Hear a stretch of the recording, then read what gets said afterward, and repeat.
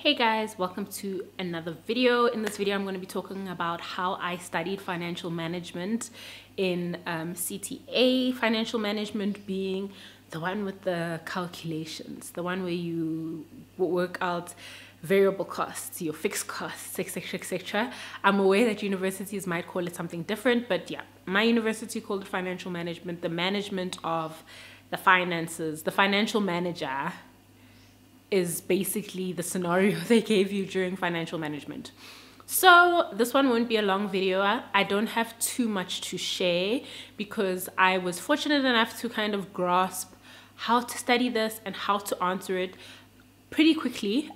So I'm going to be sharing those tips with you, what I do know and what helped me, and hopefully it helped you too. If you're interested, continue watching.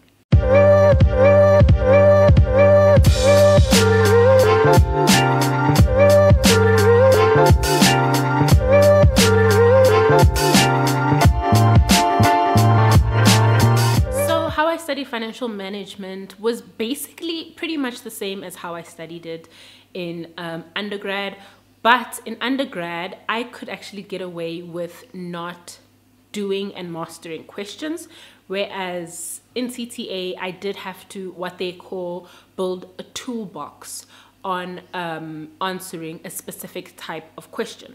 So let's start with lectures. Did I watch my financial management lectures?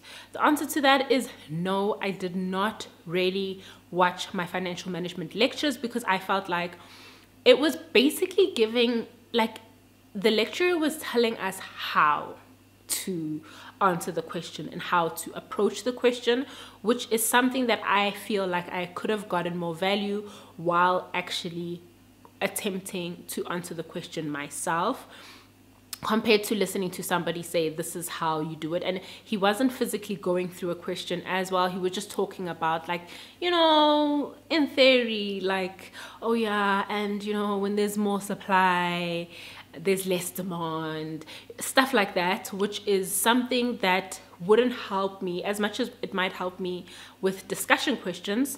But it wouldn't help me with the calculations, which is what I needed help with the most, or what I was struggling with or wanted clarity with when I was watching those lectures. So what I did was I saved some time and didn't watch as many of the lectures. I felt like it was a waste of my time personally, except for when it came to those discussions type of topics such as strategy, you know, your strategy, what else? Working capital, the discussion side of working capital, how to improve working capital, what is the strategy of this business, should they operate in Mauritius, what the things that you should consider. But in reality, just sitting and listening to something is the worst type of learning, right? You need to go and actually attempt something, get it wrong, see what you're getting wrong so that you can see what to fix. So I basically cut down on watching the lectures, and during the lecture time is when I would go and attempt questions. So for each section, let's make an example with strategy, I would print out a question bank. So our university had question banks. This is basically just past papers that specifically relates to the topic we're doing. So strategy. So this was question banks on strategy. And I would go print it out and I would sit with the strategy question. Now this was basically my studying. So I'd sit with the strategy question, I have my highlighters, I really comprehend and understand what the information they're giving me and then what they're asking me, and then I would attempt it. I wouldn't want to overthink it. I didn't overthink it, because if you do overthink it and you think, oh, I need to go read jury or the whole textbook before I attempt this question, chances are you're building a mental block and you're never going to get to answering the question. So I wouldn't overthink it. I would jump into the question. Even if I was going to get 1 out of 20, it's fine. The more I put myself into that, or the quicker I put myself into that, the better.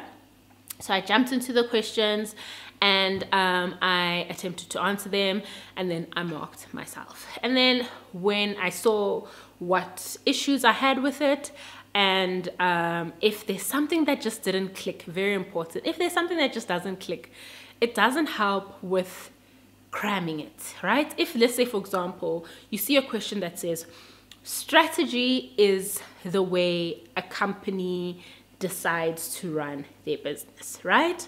Then you see another statement that says, risk is the way that the company decides to run its business. Don't just go cram those things when you were like thinking, no man, but that's what they said for strategy. You want to get clarity on that because it's super important. One, it really sets the narrative on how you're going to approach issues in the subject moving forward. Are you just going to cram everything you see even though you don't understand it? Two, it really helps you understand what you're doing, and you cannot be cramming every single thing that you don't understand just because you think the memo says that. Understanding is a big part of learning, and it really helps you because when you get to the exam, you don't have to now think, okay, Ghana, I crammed 1, 2, 3, 4, so I'm going to say 1, 2, 3, 4 when I answer the questions. You're just basically saying what you understand, which helps, right? Which is super important. So when I came across things that just didn't make sense, that was just like, no man, this thing is contradicting itself, or this is not clicking, or I'm just not understanding because my knowledge so far is 1, 2, 3, 4, but now it's introducing another perspective or another way of thinking or another issue in my mind, then you need to consult with that. So do your questions, mark them, get it wrong, consult where things just don't make sense. And now this is the part where now you're going to build a toolbox. So what I would do is I called it a principal page, and I would have a principal page for each and every section in financial management.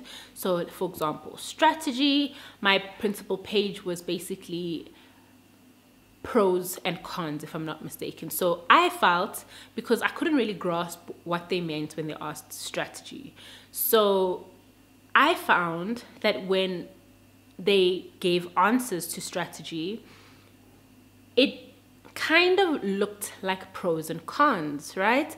So I wrote that into my principal page, okay? When I answer strategy questions, I give pros and cons, right? When someone says discuss this person's strategy, I gave pros and cons, and that usually made me maximize or get close to maximizing the marks. So that was how I kind of understood how to answer a strategy question. Answering a strategy question, make sure to answer by identifying and discussing the pros and cons in a company's strategy, for example. So I'd have this toolbox and I'll have all of the tips and tricks on how to answer the certain sections, strategy, for example. And then now, basically, when I approach another strategy question, I would apply what I have in my principal page. But now let's talk about the more calculation-intensive questions, how I would study that.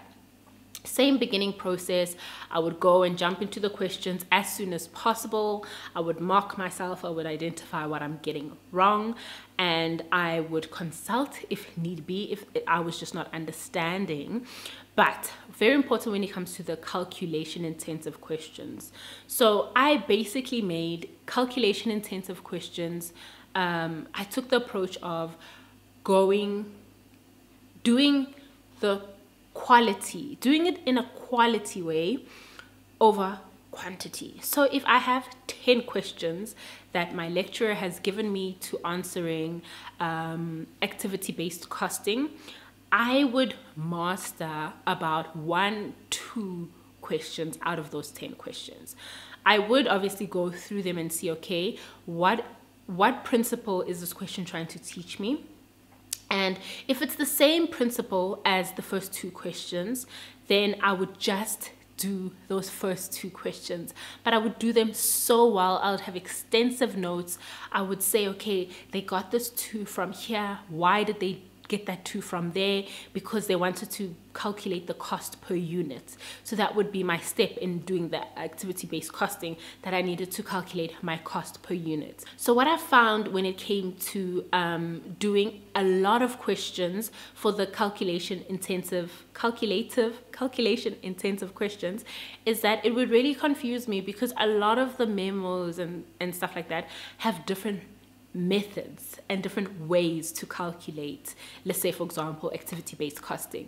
Like you'd get a question where they first calculate the cost per unit and then take it from there, or you get a question where they take the full value of the cost and they only divide it right at the end. So just seeing all of those different types of calculations confused me, so I wasn't too stressed about the quantity of questions that I got through. It was more of the quality. Made sure that I got through 2 really good questions. I made extensive notes on those questions. I asked gazillion questions on those questions and set up consultations on them. And then closer to the exam, when I wanted to revise, I would just redo those 2 questions to see if I'm passing my 50% mark or whatever mark you're aiming to achieve to be able to pass it in the exam. So basically, principles in answering questions stay the same. So now when you expose yourself to so many questions, you are confusing the method, right? There's many ways to skin a goat, right? Like I mentioned, one person could calculate the cost per unit immediately, or the other person can divide it right at the end, but essentially you're doing the same thing, and those principles are getting you to the same place. So this is where the toolbox comes in again. So I would now see, okay, what are the steps that I need to follow when calculating the activity-based costing question? And how I would see that is through mastering the question. So going through it, dissecting it, asking tons of questions, making gazillion notes, etc. on that 1 or 2 question only. And then once I mastered it, I can now see, okay, what steps go into this? Okay, first I need to do this. Second, I need to see if there's a capacity constraint or whatever the case is. And then those steps I would write down, and that's what I would do to follow. That's what I would follow to answer that type of question. I hope this video helped you guys. Like I mentioned, quality over quantity and consult. Video. I hope this video helps you guys. Don't forget to like, share, and subscribe. Until my next video, bye.